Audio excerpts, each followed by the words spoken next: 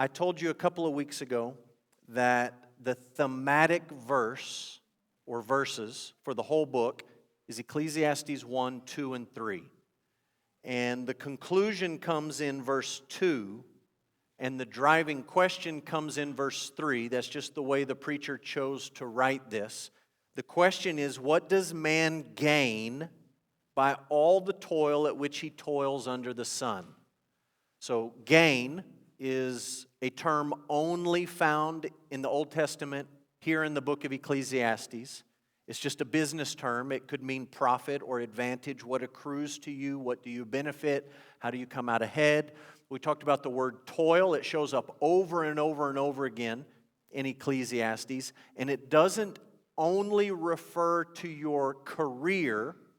It also refers to anything that you do in life, all of life's activities and responsibilities. That's your toil. We've talked about this phrase, under the sun. It's less about a place and more about a time. So we read from Genesis 1, God created the lights and the sun and the moon and the stars, and He created them to mark seasons and to mark time. So when we talk about life under the sun, what we're really saying is once you show up in this world, you're on the clock. You're under the sun. And there's a countdown. God has set the story of your life. And we're headed towards the day that you die. Life is a vapor. It's a mist. It's here and then it's gone. And that's the meaning of verse 2. Vanity of vanities, says the preacher. Vanity of vanities, all is vanity.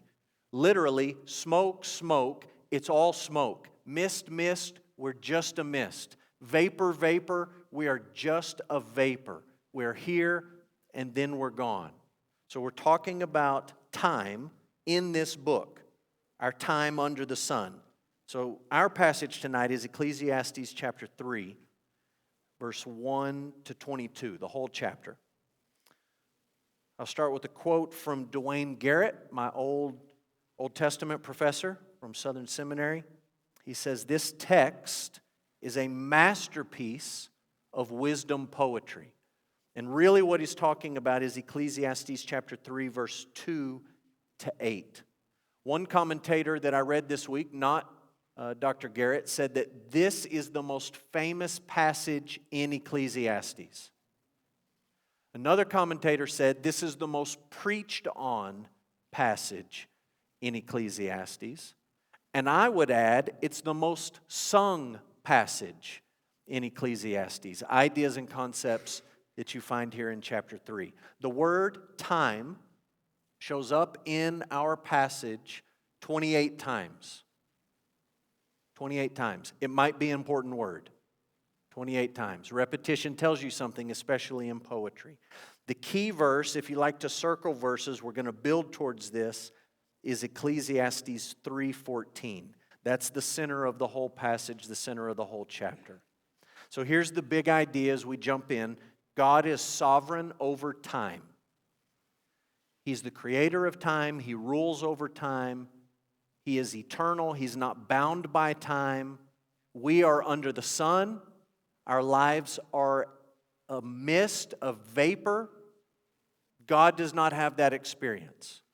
He is sovereign over time, and God's people should stand in awe of God. When you understand who He is, and tonight we're honing in on one little part of God's character, the fact that He is sovereign over time. When you understand that, you should stand in awe of Him. This is why we just sang, "How great Thou art."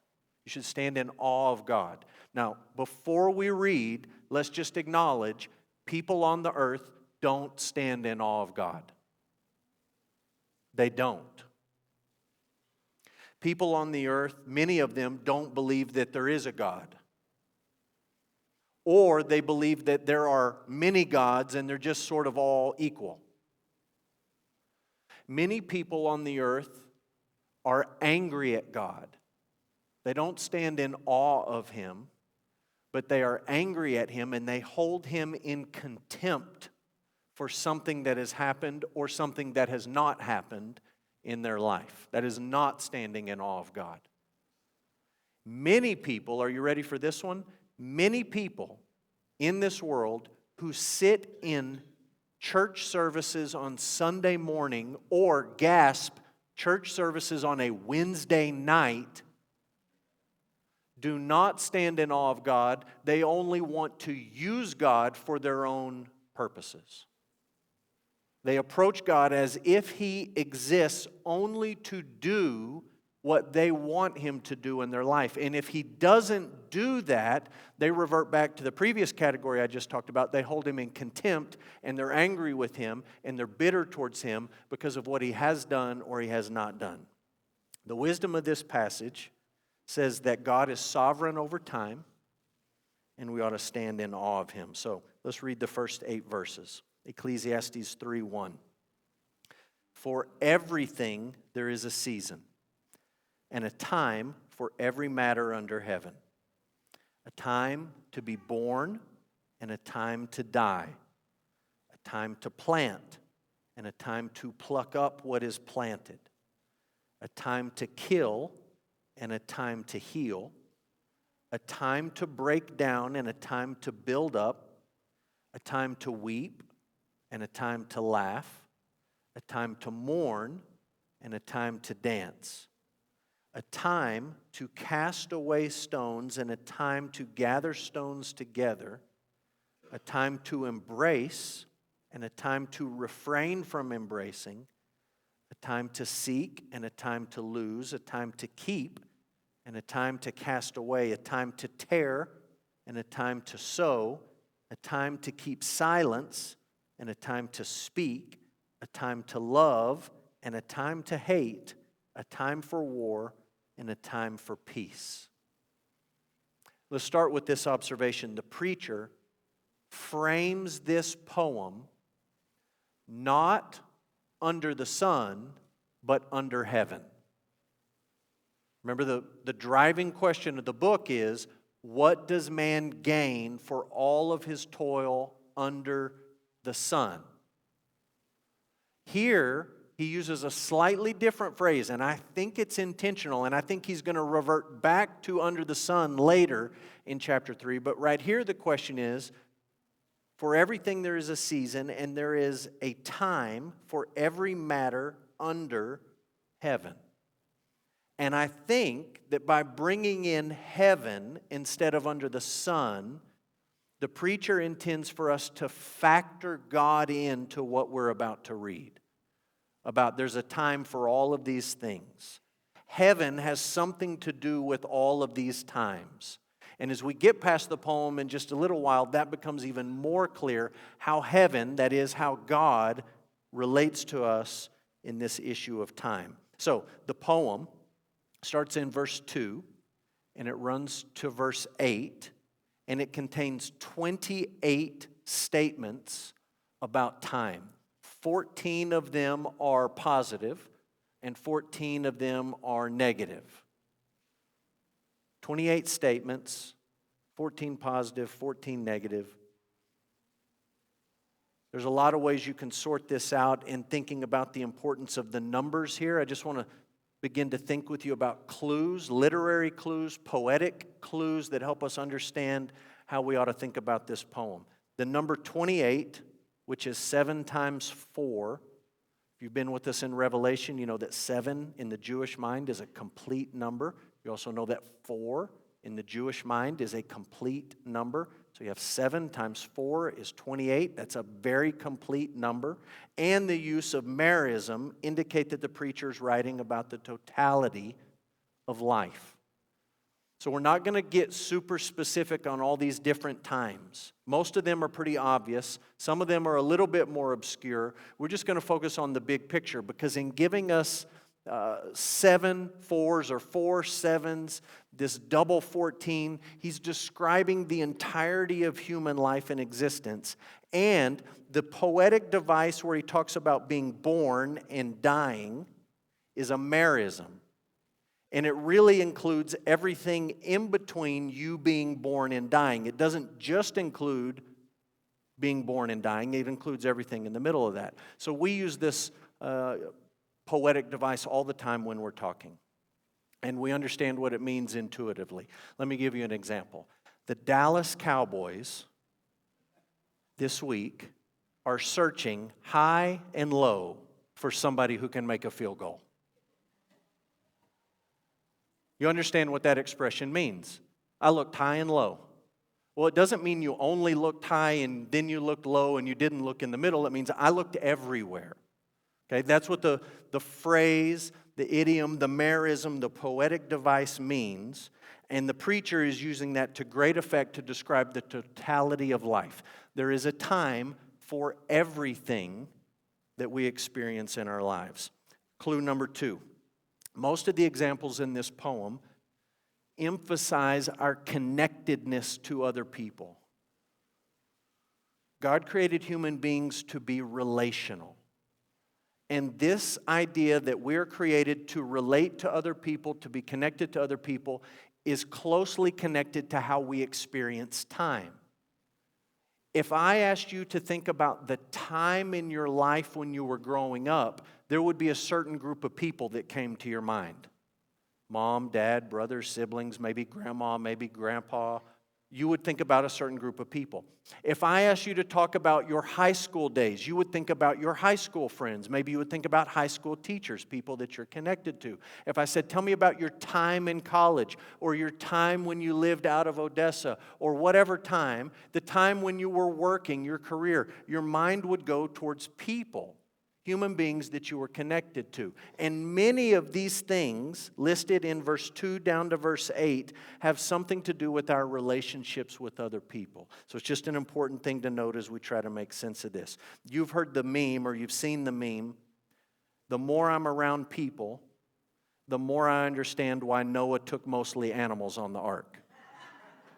But you also understand that God created humans to relate with other humans, to be connected. That's an important idea in Ecclesiastes. It's an important idea as we're talking on Sunday mornings about the church. What is the church? God doesn't call Christians just to exist as lone ranger individuals all by themselves on an island. He calls us into a community of people, a family we call church. So it's talking about relationships, connectedness. Clue number 3. The extremes in each pair remind us of the certainty of change in our lives. The certainty of change. The one constant, you've heard it said, is change. That's true in life. Change is a certainty. How many of you, I'm just going to ask you to be bold and raise your hand, have been to a Byrds concert? Somebody in here has been to a Byrds concert. Anybody? Nobody's going to fess up to it? Somebody's been. You just don't want to be the one person to raise your hand. The Byrds. They wrote a song, and I use the word wrote lightly, called Turn, Turn, Turn.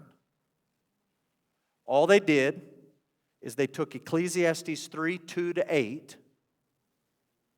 word for word, rearranged a few lines, but word for word, and then they came up with this creative addition. Turn, turn, turn. Change, change, change. Just when you think you're going this way, nope, now we're going this way. Just when you think this is going well in your life, nope, now it's not going well. Just when you think you've got all your health issues figured out, nope, I don't have them figured out. Just when you think you know what it's like to be a parent, nope, I have no idea what it's like to be a parent. Everything's changing, constantly changing. Turn, turn, turn, change, change, change. This is really important. This is your pastor. This is not just your teacher. This is your pastor telling you this is important for you to know. That change in life is constant. Because when I talk with people who are dealing with change, I tend to see one of two reactions. One reaction thinks, this is happening to me because God is angry with me. One of the things in this list. This is happening because God's angry with me, and He's punishing me. But on the other side, some people experience the other things on the list, and they say, God is rewarding me. He's blessing me because I've been faithful. And He's paying me back. We had a deal. I held up my end of the deal. He's holding up his end of the deal. And as a pastor, sometimes I just step back and say, you know what? Believe it or not, I don't think this has anything to do with you. I just think it's life and change. And I think when you and I put ourselves at the center and we play the victim and we say that God's angry and He's punishing me, or we put ourselves at the center and we say, I'm the best, God's rewarding me, we put ourselves at the center where we don't belong to be. It's not always about us. Change is just part of life. Clue number 4, the vagueness of time, the word time, reminds us that these seasons could be long or short. So when you look at this list, I'll just be honest. Some of these things could be the majority of your life. Depending on where you live, when you live, the circumstances into which you're born, things that you have absolutely no control over. Some of these things could be the dominant driving story of your life, and some of these things, good things or bad things, could be present in your life only in fleeting glimpses. So when we say there's a time for this and a time for that, we're not saying 50% this, 50% that. We're saying this is the broad scope of what you're going to experience. It's going to be in between this, and who knows how long here or there or in the middle or in between. It's a vague term, and it's used to great effect here. Clue number 5. The lack of discernible pattern or direction reminds us that we are not in control. Specifically, I wish I would have added, in control of life. When you look at this list, I looked at all kinds of commentaries this week trying to figure out why are these terms in this order in this poem. You know what I found out? Nobody has a clue. There's no discernible pattern, order. This guy thinks it's that. This guy thinks it's that. This guy thinks no one knows. It's just there. And I don't know if you've noticed, but that's kind of how life works. Sometimes there's not a discernible pattern to why one thing happens after the next and the other. We're not in control. There's a song that I'm going to reference here in just a minute called California Dreamin', the Mamas and the Papas. Here's the lyrics. All the leaves are brown. I'm not going to sing it, but in your head you're singing it. All the leaves are brown and the sky is gray. I've been for a walk on a winter's day. I'd be safe and warm if I was in L.A. Yeah, we laugh in Texas. Yeah, safe in L.A., right? Yeah. You understand the point of the song, though? The Mamas and the Papas are somewhere where there's winter, and it's cold, and it's windy. We had that today. I don't know about real cold, but Odessa cold. Cold and windy, leaves. We have a few leaves in Odessa. They're blowing here and there. They're brown, they're dead. And the idea is all of this coldness and wind and bitterness and the crunchy leaves, it's just reminding me of death. And I just want to go somewhere where I don't have all those reminders. If I could just go somewhere where it's always sunny, weather's wonderful, everything's pretty, that would be nice. But you're not in control of your life. And the preacher reminds you right here in verse 2, the very first punch out of the gate, there is a time to be born and a time to die. And that's true for people who live in Odessa and Saskatchewan and Siberia and LA. That's life. Clue number 6. The consistent repetition of the word time reminds us that time doesn't stop. Does not stop. I've joked before in other sermons that when human beings write songs, we're not very creative. We tend to write songs about love, good ones and perverted ones, love. And we tend to write songs about drinking, substance abuse, and then we tend to write songs about things that pop into our mind when we're in love or drinking and or both. And you can get all sorts of stuff there. We also write songs about time. People love to write songs about time, and country singers are the most sentimental when it comes to this, and they sing about little kids, and then before you know it, they're graduating, and oh, where'd the time go, and all that sort of stuff. We're fascinated with this concept of time. We're fascinated with the idea that we could somehow control it. We love movies like Back to the Future. We love movies like Interstellar, and everything in between. These are time travel movies. And we watch these movies, the cheesy ones and the ones that win awards, and we say, if only we could control time in that way, wouldn't that be amazing? This is true of all ages of human beings. When I was a kid, one of my favorite cartoons was DuckTales. I loved DuckTales. And on DuckTales, you got the rich old Uncle Scrooge with all his money, and you got his little nephews running around causing problems. And in some of the episodes of DuckTales, they come across this little gun, and it freezes time. And they shoot the gun off, and everyone just freezes. And I remember being like 4, 5, 6, thinking, I got to get one of those. That would be amazing. When I was a teenager, I watched a show called Saved by the Bell. And Saved by the Bell, in about 1 out of, 10, 15 episodes, the main character, Zach Morris, stops what he's doing, looks at the camera and says, time out. And all the characters in the show have to just stop. You say, Les, Saved by the Bell, stupid show. It's not a stupid show.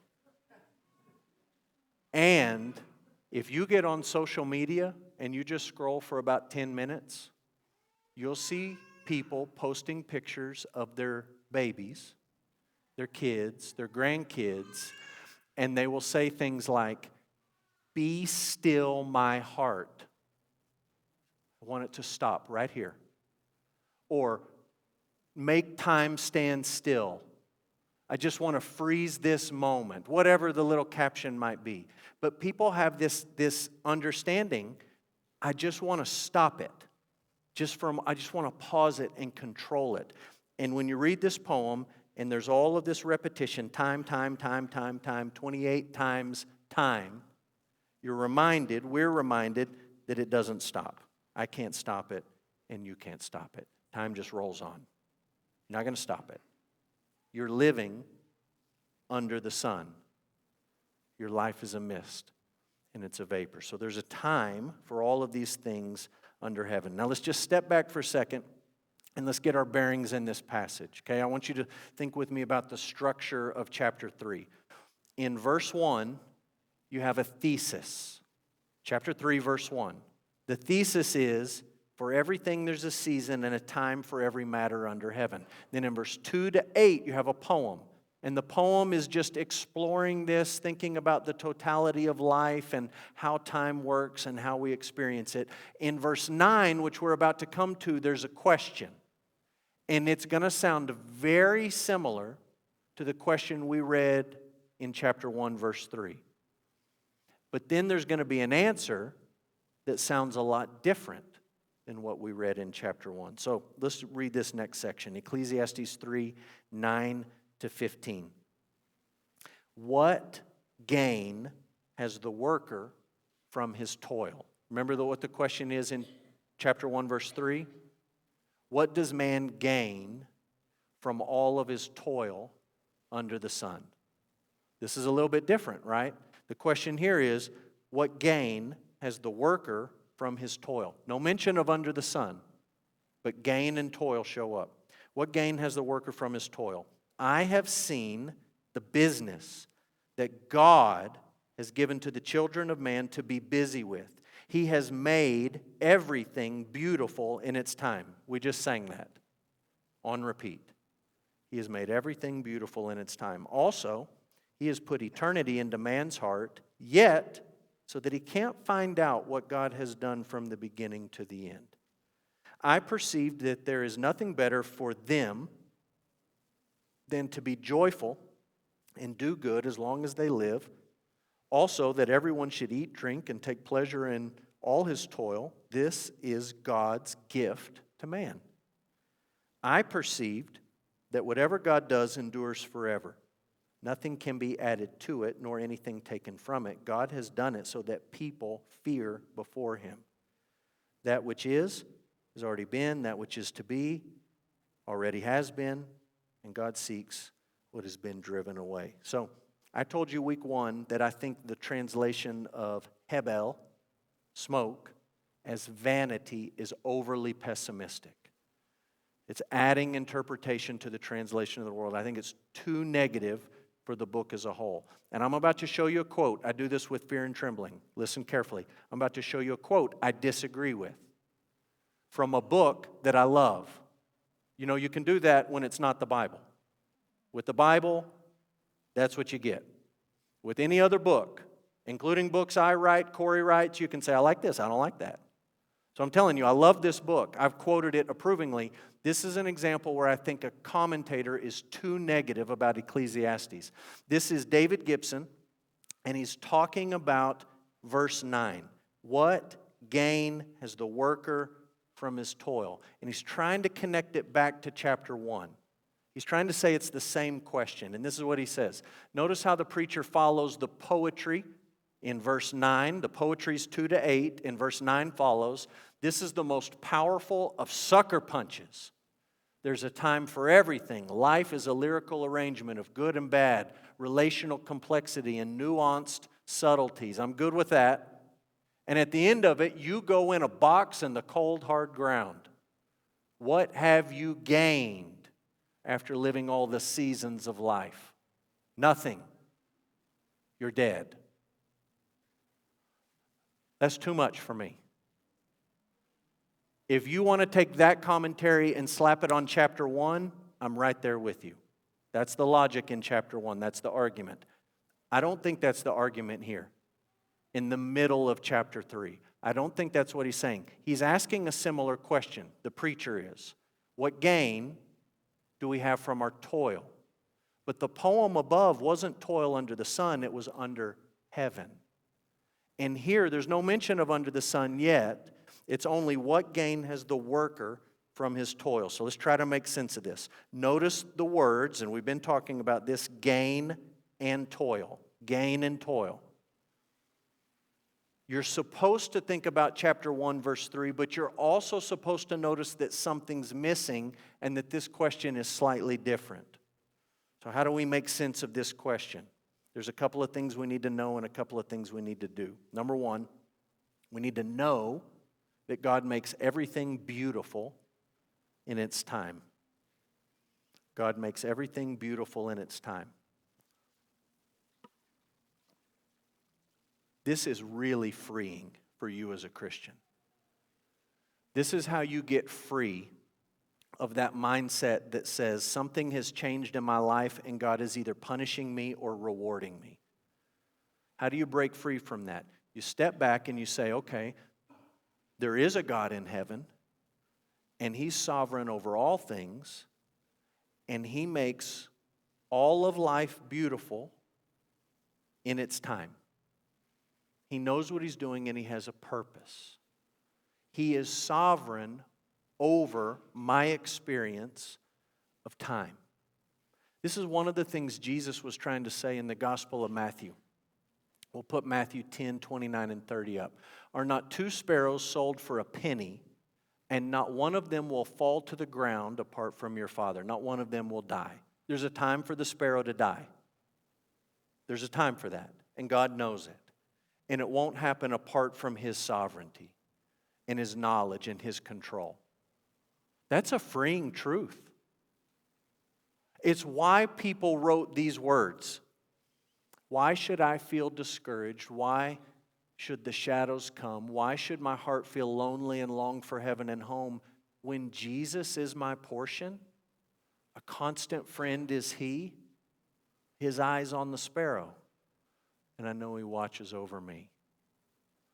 It's a comforting truth to know and to believe deep in your bones that God is sovereign over sparrows that fall out of the ground, and over all the times that we just read about in chapter 3, and that God makes everything beautiful in its time. Secondly, we need to know that God has set eternity in man's heart. God has set eternity in man's heart. That's straight out of verse 11. He put eternity into man's heart. I don't think that's deniable whether you're a Christian or not a Christian. I think it's obvious when you just look at people as an honest observer and how they act and how they relate and what they do with their lives, that there is some nagging, longing, something pulling at the core of who they are that believes there's got to be something else. Maybe I get to that something else through religion. Maybe I get to that something else through achievement, through activism. Maybe I get to that something else through drugs or altering my mental state. How do I get in touch with that something else? There's got to be something else. God has set that deep in man's heart. Eternity has been set into the heart of man. I think that's what Paul talks about in Romans 1. In Romans 1 and Romans 2, Paul's talking about how God has revealed himself to all people, and he says, people look at the creation, how big it is, how vast it is, how systematic and orderly it is, and they know that there's a creator. They suppress that knowledge. They reject it, but deep down in their core, they know it. It's plain to them because God has shown it to them. And then he goes on, Paul does in Romans 1 and 2, and he talks about our conscience, and he says there's something in us that just knows that there's some outside standard of right and wrong. And if there's an outside standard, somebody's got to have set that standard. God has set eternity into man's heart. Number 3, be joyful, do good, and take pleasure. This is why I can't go with the Gibson quote I showed you a minute ago. There's nothing to gain, because that's not where the text goes. What do we have to gain from all our toil? Well, one of the things he says is you should be joyful, you should do good, and you should take pleasure.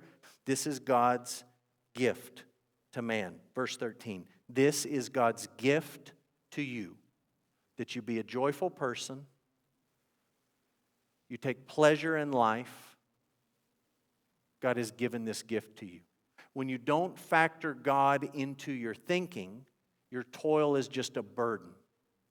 But when you understand that there is a God and that He's sovereign over everything and He's put you where you are, when you are, for a reason, you find joy and you find pleasure and you're free to do good. Number 4, we need to know that God is not subject to time or change. This is verse 14. This is the big difference between us and God. Our experience of time is described up in the poem. A time for this, a time for this, a time for this. Can't stop it. You can't slow it down. It's coming. There's nothing you can do about it. Here's God's experience of time. Whatever God does endures forever. Whatever He does endures forever. What I do does not endure forever. What you do in your toil, it does not endure forever. But what God does endures forever. Nothing can be added to it. Nothing can be taken from it. God has done it. Why? So that people would fear before Him. That's the very next truth, the 5th truth. We are created to stand in awe of God. We're not created to be God. We're not created to critique God. We're not created to evaluate how God is doing and running the world, to correct Him, to inform Him, but to stand in awe of Him. So let me step back and think about how we experience all of this. One of the great joys for a couple of my kids is Legos. And my kids are now of the age where they don't like the little box that's like this big with 8 pieces. That is no good. They want the 3,000-piece tree house in the big giant box that costs like 5 paychecks to buy the thing. That's what they want. They want the big, huge project. And if you've ever done one of these big, huge 1,000-piece Lego projects, at some point you open the instruction books and you look at a page that looks like that.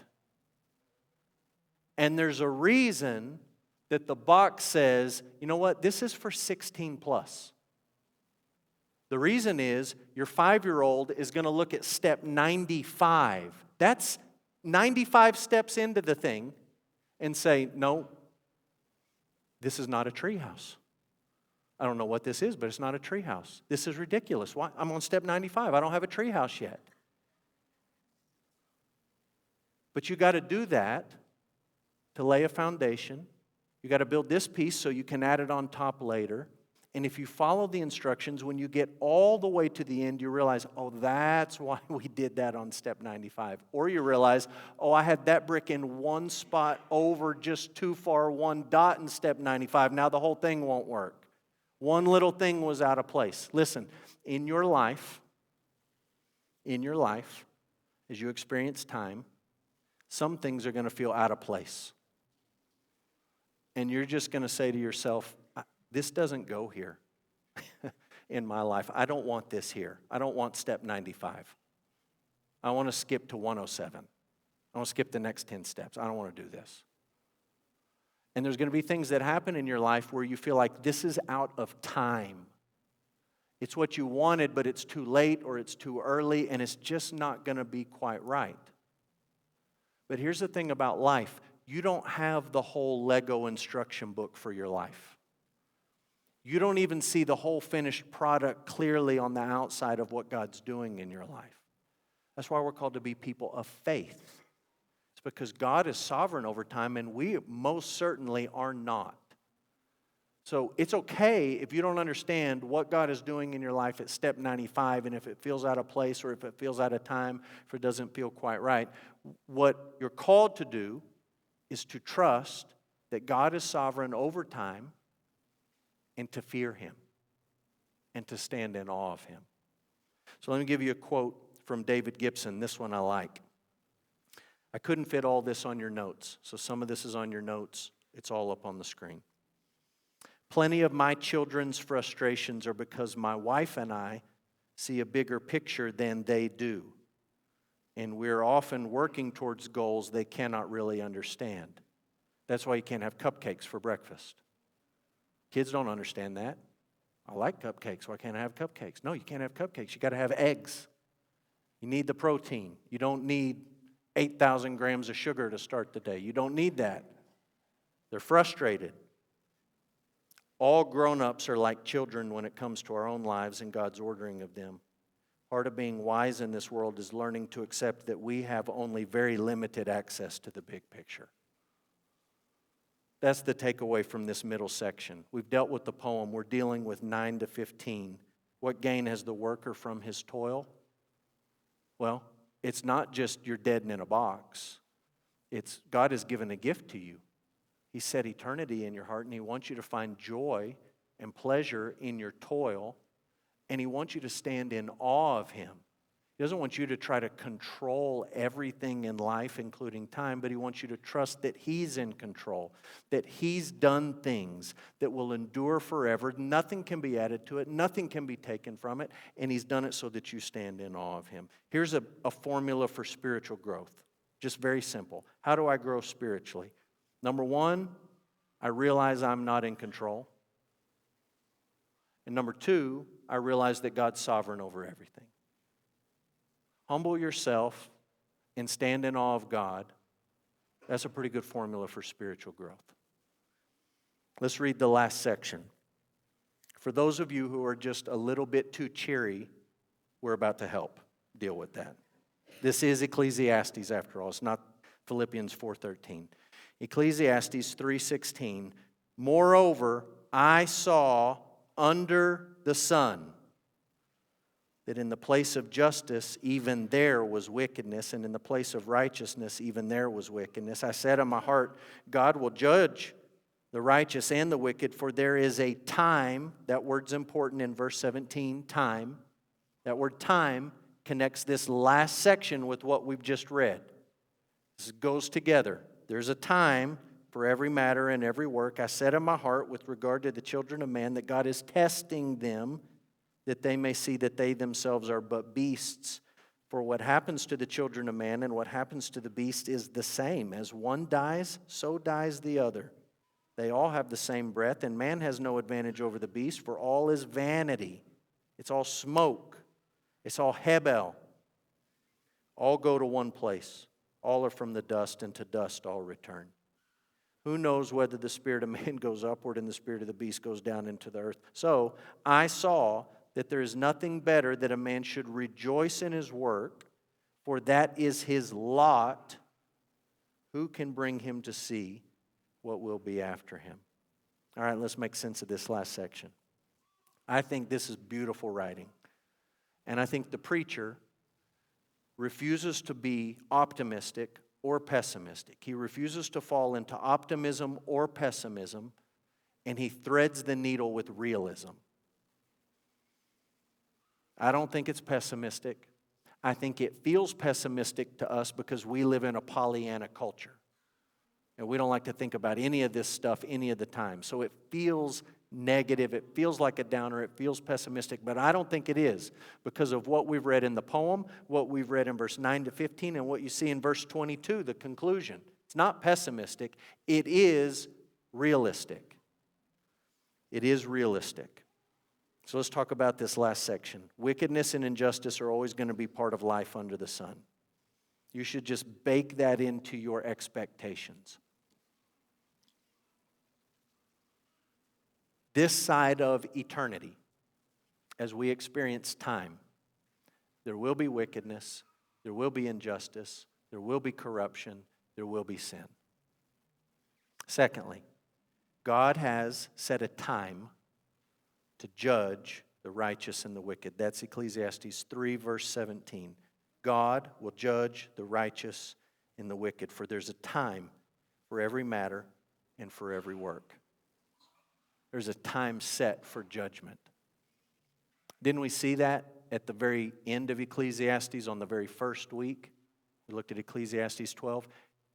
Everything's been heard. Here's the conclusion of the matter. Fear God and keep His commandments, for God will bring every secret thing into judgment, whether good or evil. There's a time set for judgment. I also want you to understand, and I just want to hit pause right there in Ecclesiastes 3:17, that there is a time for salvation.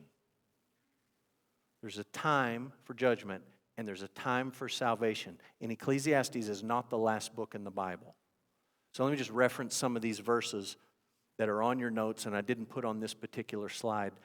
Galatians 4:4 says that in the fullness of time, God sent forth His Son to be born of a virgin.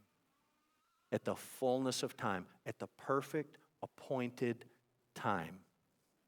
Mark 1:15, Jesus came preaching. What was the very first thing that we know Jesus preached? Repent, for the time is fulfilled.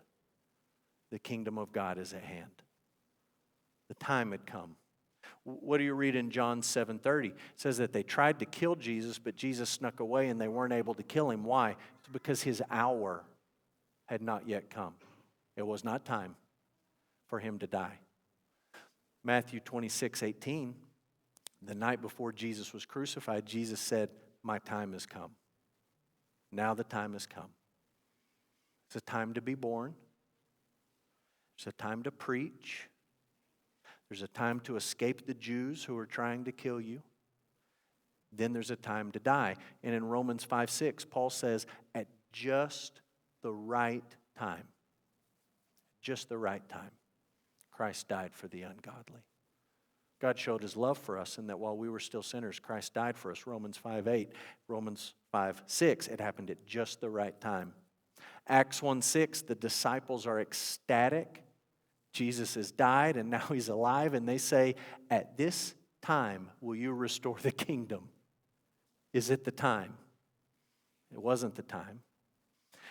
Acts 17:31, Paul preaching in Athens, and he said, God has appointed a day of judgment. There will be a day of judgment. There is a time for salvation and a time for judgment. We might fit that into our poem in chapter 3. In the fullness of time, at the right time, when His hour had come, Jesus died to save sinners. When you look at Ecclesiastes, if you come away from this book thinking there's a day of judgment coming, so I better be really good so I pass the test, you miss the point of the Bible. You will fail that test. Jesus has passed it so that you don't have to die and you can live. David Gibson, knowing that God is outside of time, he sees it all, will in the end bring to judgment both the righteous and the wicked, stops me needing to be in control of everything that happens to me. Number 3, God delaying judgment creates a period of testing. That's Ecclesiastes 3:18. God is testing the children of man that they may see that they are but beasts. God does not tempt people, but He most certainly tests people. Number 4, death is the inevitable end of all human beings. This is where Ecclesiastes feels like home. Verse 19, 20, and 21. Let me just acknowledge, these verses, they're odd verses. This stuff about the beast, and you're like a beast, and you die, and who knows if you go up, you go down, all that sort of stuff. There's odd verses. The point of these verses is not to say that you don't have a soul that can go be with God. That's not the point of these verses. The point of these verses is that you are mortal and your life is a vapor and you're going to die and we're going to put you in the ground and you're going to go back to dust. You came from dust, you'll go back to dust. That's going to happen. And from a human perspective, this is where Ecclesiastes is a little bit dark. We do that with our dogs. We put them in the ground. And we do that with each other. We put each other in the ground. And I know that's shocking to hear it put this way. You just think, man, I would never let this guy teach preschool down in the nursery. He is way too intense. I know it's intense, but partly it's intense because you live in a culture that just does this. I don't want to hear it. I don't want to see it. I don't want to think about it. And he's just being honest. Death is the inevitable end of all human beings. Lastly, our lot in life is working and rejoicing in our work. This is why it's not pessimistic. Verse 22. There is nothing better that a man should rejoice in his work, for that is his lot. When that says that is your lot, that's not saying you just randomly ended up where you are doing what you're doing. That goes back to this middle section of chapter 3, all this stuff about God and His sovereignty and His power, and He's over time, and He's given gifts to men, and He's set eternity in our heart. He's put you where you are, when you are, for a reason. That is your lot. It's from God. So we don't just throw our hands up and say, it's all vanity, it's all vanity. When we factor God into the equation and we recognize His sovereignty, we work and we rejoice in our work. Phil Ryken says this: one of the best ways to avoid life's vanity is by knowing what to do with our time. The way we spend our time is the way we spend our lives. Let's just end with a reading from Ephesians. I didn't put this on your notes, but I think Ephesians chapter 5 is a good way to end. Ephesians 5, verse 15 and 16. Look carefully then how you walk, not as unwise, but as wise, making the best use of the time, because the days are evil. Do not be foolish, but understand what the will of the Lord is. Father, tonight we're thankful. We're thankful that we can talk to you, the one who created everything, the one who created time, the one who is sovereign over time, the one who has acted from the beginning and nothing can change your plans or your purposes, the one who has given us our lot in life. It's no coincidence, it's no random chance that we are where we are, when we are. Lord, every detail of our lives, down to the sparrow that falls to the ground, is under your sovereignty. God, and that changes the way that we think about our short, brief lives on this earth. Rather than make us throw our hands up in despair and fear and anxiety and anger and rage, it gives us peace and contentment and joy. Because we trust you even when we don't understand what's happening in our lives, why things are going the way they're going in our lives, what it is you're doing in our lives. We don't have to understand any of that, but we trust you. We rest in your sovereignty.